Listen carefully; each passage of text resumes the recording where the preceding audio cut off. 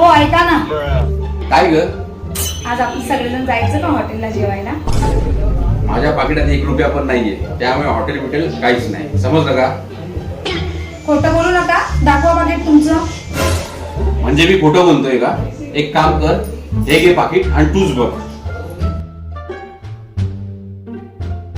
बघते ना खरंच पैसे नाही आहेत का. अरे यार, यांच्या पाकिटात तर खरंच पैसे नाही आहेत. माझ्या जवळचे ठेवते आणि यांना खुश करते.